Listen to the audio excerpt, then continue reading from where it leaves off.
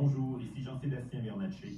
Le Canada n'envisage aucun déploiement de troupes militaires en sol ukrainien. C'est ce que le ministre de la Défense Bill Blair a indiqué à la suite des propos du président français Emmanuel Macron.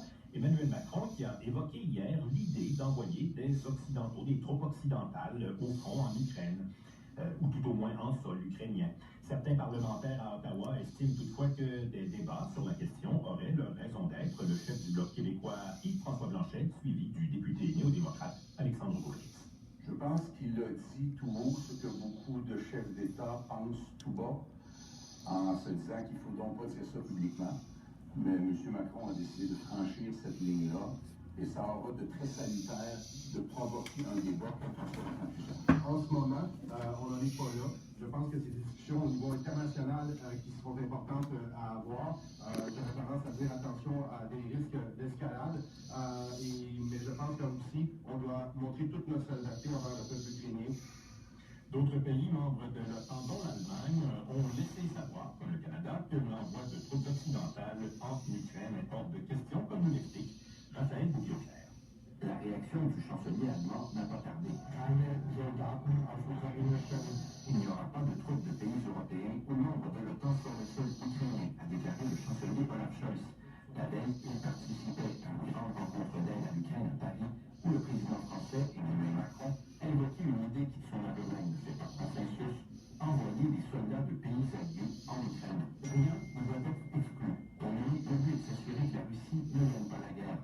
La proposition du président n'est pas d'actualité selon le Premier ministre suédois, où un pays rejoindra bientôt les rangs de l'OTAN. Ulf Christensen croit plutôt que les alliés de Kiev doivent se concentrer sur l'envoi de matériel militaire dont ont grandement besoin les forces ukrainiennes.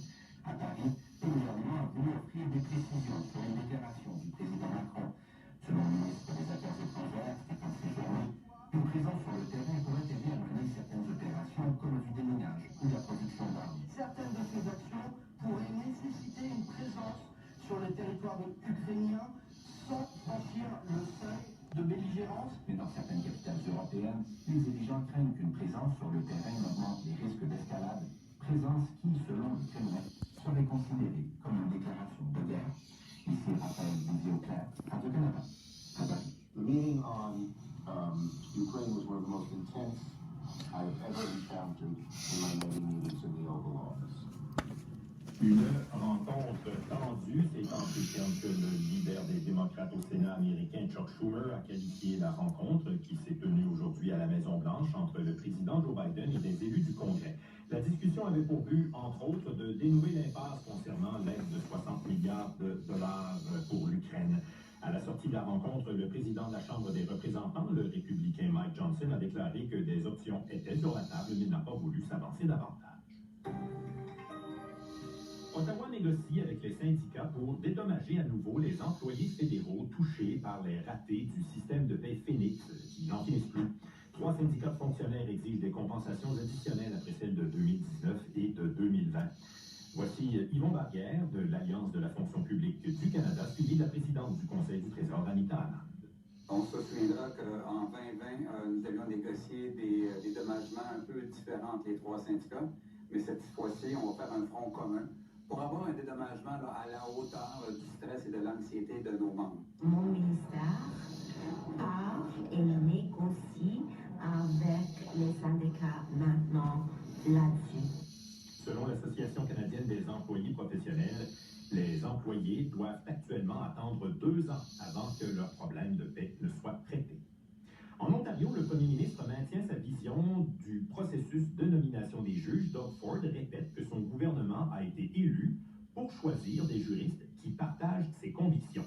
À Queen's Park, l'opposition accuse le gouvernement d'ingérence politique dans le système judiciaire, une ingérence qui pourrait miner la confiance du public. Camille Grégoire a préparé ce qui suit.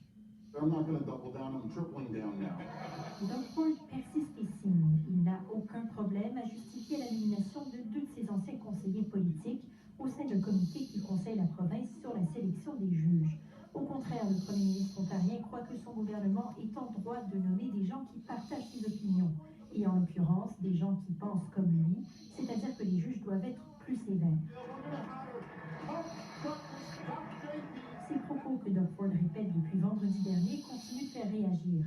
Plusieurs associations de justice les ont publiquement dénoncées. Le procureur général de l'Ontario, lui, appuie son premier ministre. We are democratically elected to select judges, and then they have their independence. Nous sommes élus pour sélectionner les juges et ensuite ceux-ci peuvent avoir leur indépendance, lance Doug Downey. Je pense que le gouvernement aura besoin de réviser le principe d'indépendance judiciaire. La députée libérale Lucille Collard appelle les progressistes conservateurs à faire leur devoir. Comprendre que d'influencer le processus de nomination des juges, c'est de l'interférence et que c'est pas bon pour la confiance du public. La chef du NPD dénonce pour sa part une américanisation du système de justice. The Americanization of our judicial appointments, of our court system. Pendant ce temps, dit Marie Stars, le gouvernement ne règle pas les problèmes de surcharge des tribunaux.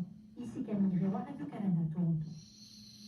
Hydro-Québec veut faire chuter de façon marquée le nombre de pannes électriques qui surviennent, notamment lors de phénomènes météorologiques extrêmes. Ces pannes sont plus fréquentes et plus longues depuis quelques années. Éric Plouffe a plus de détails. Hydro-Québec va intensifier ses travaux sur des milliers de kilomètres le long de son réseau de transport d'électricité en élaguant davantage et en abattant environ 75 000 arbres. Plus de 28 000 poteaux en bois seront remplacés, quelques centaines de poteaux en composite seront installés. La directrice principale opération de maintenance à Hydro-Québec, Maryse Dalpé. Le poteau en composite, évidemment, vous avez une vue plus grande, mais aussi une robustesse.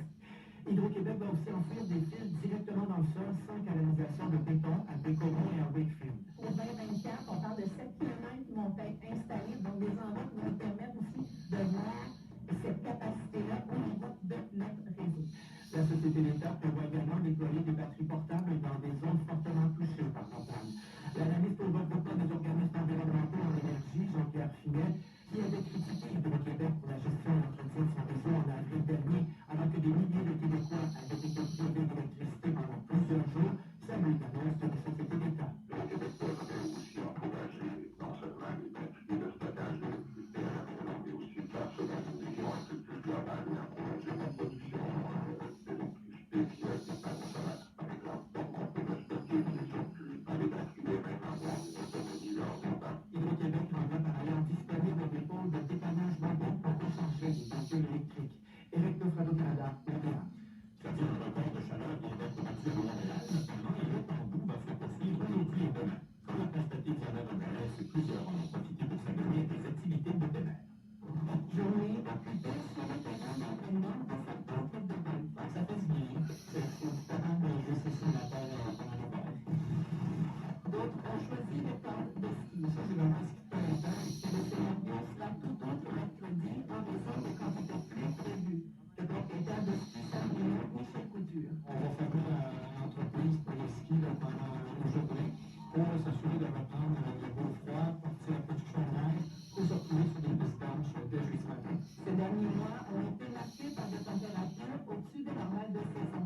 La météorologue Environnement Canada, Michel Fleury. Il y a un indicateur de phénomène qui s'est bâti tout l'hiver, donc ça a aidé à maintenir des températures très chaudes. Ici, les glaces dans l'Arctique se sont formées plus tardivement et il y a moins de glace que l'habitude, qui dans le sens qu'on a un réservoir d'accroît moins important. Dans les érablières, les températures douces ces dernières semaines ont provoqué les premières coulées dans certaines régions, notamment en Mauricie, comme l'explique la sériculteur Angélique Trépanier. C'est l'année que j'ai fait le solo le plus tôt en saison. Cet hiver pourrait être l'un des plus chauds jamais enregistrés depuis que les données sont compilées par Environnement Canada. Ici, dès l'avant-salaire sur le Canada, Montréal. C'était le Radio Journal. Pour d'autres nouvelles,